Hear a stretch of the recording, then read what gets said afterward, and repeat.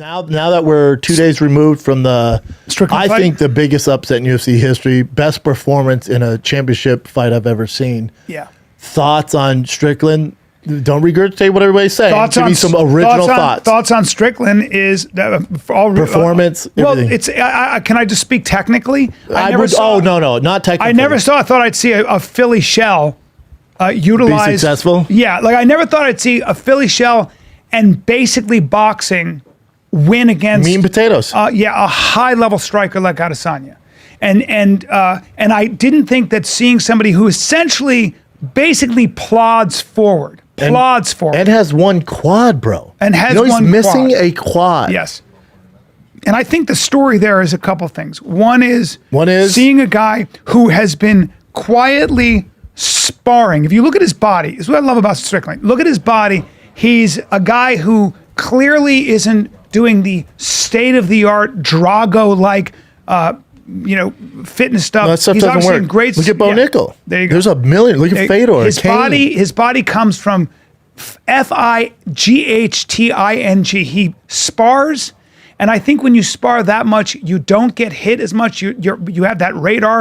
Hold on. What we don't want to advocate is do what Strickland does. Just spar every day. That's a terrible idea. Right. You got to realize what works for Strickland. Works for Strickland. Yeah. But my thoughts are number one, I can't believe I just saw somebody use the Philly shell. He looked like, if you guys want to see what somebody who does it, Bernard Hopkins. It's a very similar style as Bernard Hopkins, actually. So I saw that, but more importantly, what I fucking loved was him talking about his childhood and saying, let's hear it for childhood trauma. And he took the most negative thing in the world. That's him joking, dude. I know he is. No, I'm saying, but he took the most worst. You're talking about the clip I sent you? He was obviously abused as a child. Like, you have anything to say? He's like, give it for a childhood trauma. Way to go, Dad. What I'm saying that is that was sad. It goes back. I know, but he took the worst thing somebody could go through, childhood trauma like that, abuse, and he's a UFC champion. And it goes back to that thing, like where Jocko says, good. Now, obviously, childhood.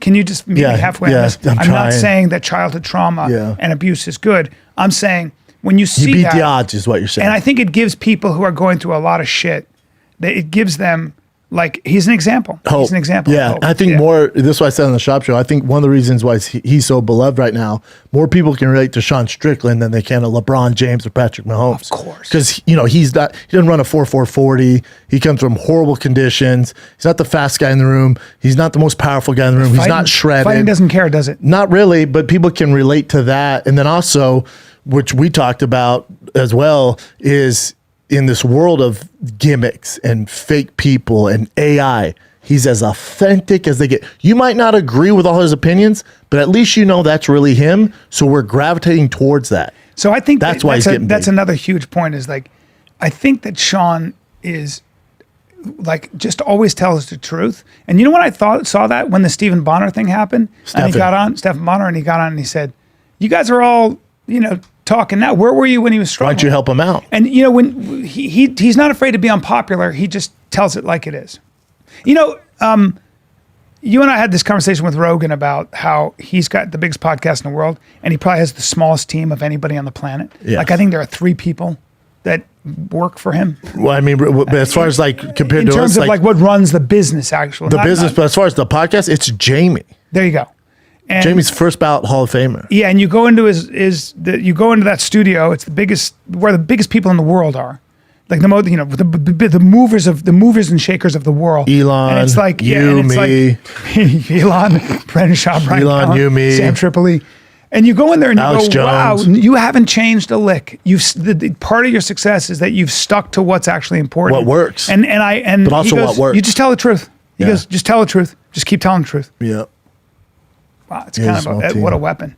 So anyway, so any more thoughts on Strickland, Adesanya? What does Adesanya do from here? Does he know what? I don't want to see an immediate rematch. I think he needs some time. I think the fight October 21st, which I think we're doing campaigning for again. I'm in Boise, Idaho. Well, you'll miss it, so that's cool. But the Hamzat Paulo Costa fight has more implications now. That's a bigger fight because there's Duplessis as well, but I think if Hamzat starches Paulo Costa, he's gonna be next in line. But I think it's good for Izzy to get a rest, let some other people go at it, and then come back. I think it'd be a bigger fight. Yeah, the and Lord- I saw someone post the odds. Have you Aaron Brustetter? I think it's Bronstetter. He said the current odds for Strickland as champ, dude.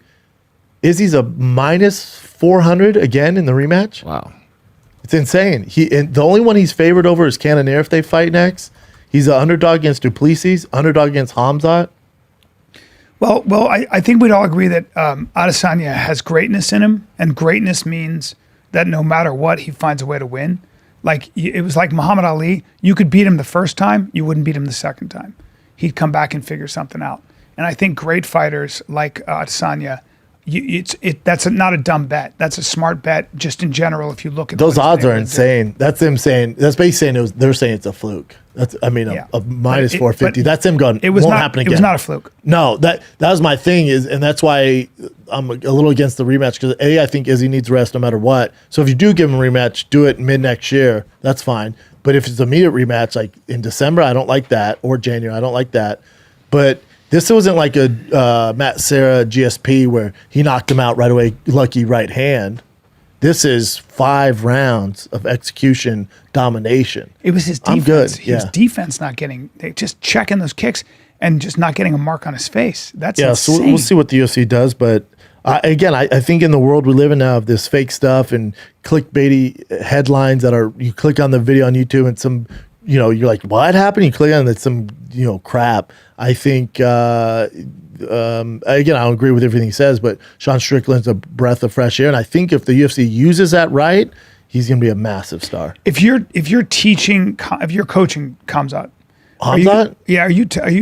Are you saying to him just grapple? Yeah, just double leg blast doubles. No. Hamzat can strike too. No. Yeah. That's the Hamzat fight's tough. It is. Yes. Why? Hamzat's a savage. No, I'm saying it's a tough fight for Strickland. Yeah, because I'm not saying he can't win. Yeah. And I don't agree with the odds, but I'm very high on Hamzat. Hamzat's a tough night in the office. Just because of his wrestling. Even for Izzy at his high level, everything. Especially at middleweight, not cutting the weight, he's going to be a problem. And the UFC, I think, wants him to be the next champion, so it's going to be tough. He's a tough one. Well, we're going to see. Coming. We're going to see how he does against a big, strong opponent Paulo like Costa. Paulo Costa. Now, right? if he mops for Paulo Costa, trust me, he's getting next title shot. Yeah. Duplessis is out there. They'll probably do Izzy Duplessis, but not as a title. But yeah, Paulo Costa, So do you think that? So you're saying you don't think Izzy gets an automatic rematch here? Now Dana said he does. I'm saying if I'm Izzy's camp, no. Okay. No, wait. Whether they want to give us Duplessis and it's not for the title, or if they do want to give us a rematch, say you need till April of next year. Why? Because he's been so active. His heavy lies the crown. He's been so active. You got to promote nonstop. You got a bullseye on your back. He pays attention to social media. Heavy lies the crown. He's been so active, man. He's also lost 2 out of his last 3, right? He's lost 3 out of his last, out of 7 fights, he's lost 3. It's a little, it gets tough, man. It gets just the wear also and tear. take a break. Yeah, the wear and tear, the weight cutting, the camps. I think coming off the Alex Pereira rematch took a lot out of him. Yeah.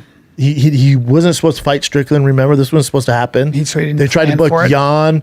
They tried to book Jan versus Alex Pereira. They tried booking John and Sergey Pavlovich. They tried numerous different fights, and then finally they had to go with Strickland and Izzy. This wasn't supposed to happen. I mean, horrible mistake by Izzy in his camp. So 100%. I think it's a good time. And also in the business I'm in, it's refreshing. As much as I love Izzy, it's fun. It's something new, something to talk about. Right. It's great.